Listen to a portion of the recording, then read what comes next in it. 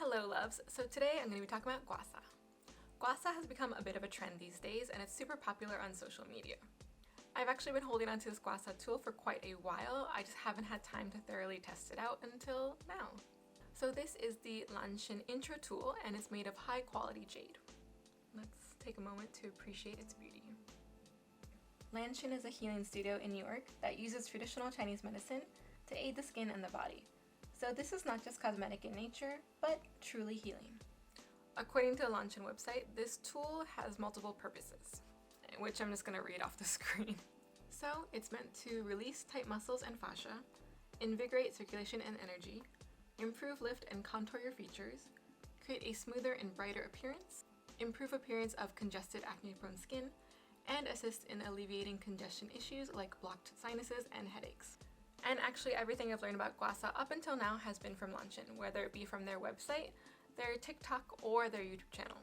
So if you're looking for a more in-depth explanation about gua sha and how to do it, then I would suggest looking at their resources and read up about the subject.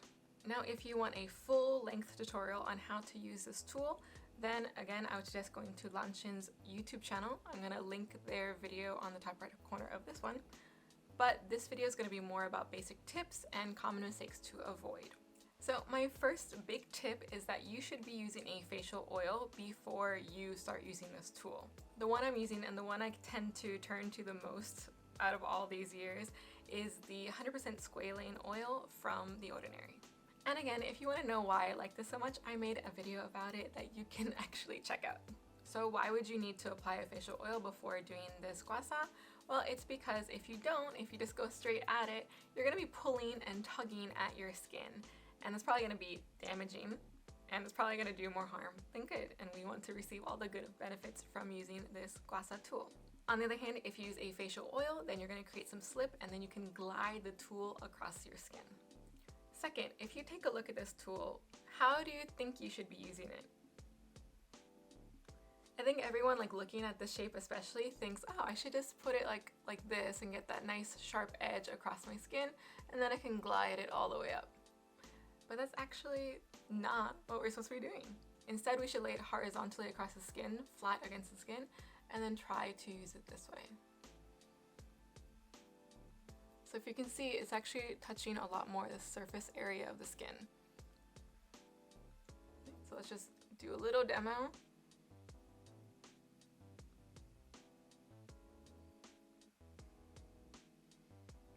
And then Lanshin says you can do a little wiggle, a little massage, and then you can do this 5 or more times. Third, I think a lot of people may want to push really hard against the skin to try and create a really sculpted look. However, Lanshin recommends use light to medium pressure, and then under the eyes, you should be using a feather light touch. This is not something you really want to go hard on.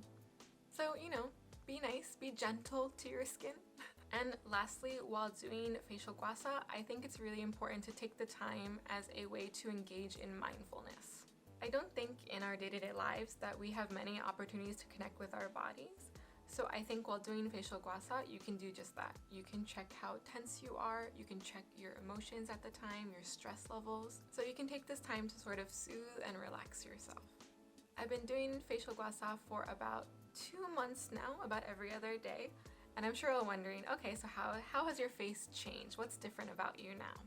I'm also sure that if you look at social media, you'll see some people having had really drastic changes in a very short amount of time. I am not discounting those experiences at all. I truly believe that that can happen. But for me personally, I think the lifting and sculpting results were pretty minimal. However, I still believe that it's pretty beneficial to me, mostly for my mental state, because I know that after doing this, I do feel more relaxed and calm. And I also believe in the associated health benefits that come along with this. So I'm interested in pursuing this for long term to see those health benefits and to see if any physical changes will continue with prolonged use. I really hope these tips have been helpful, and if you have tried gua sha before, please let me know your experience with it in the comments below. And please like and subscribe to keep up with Beauty Pop.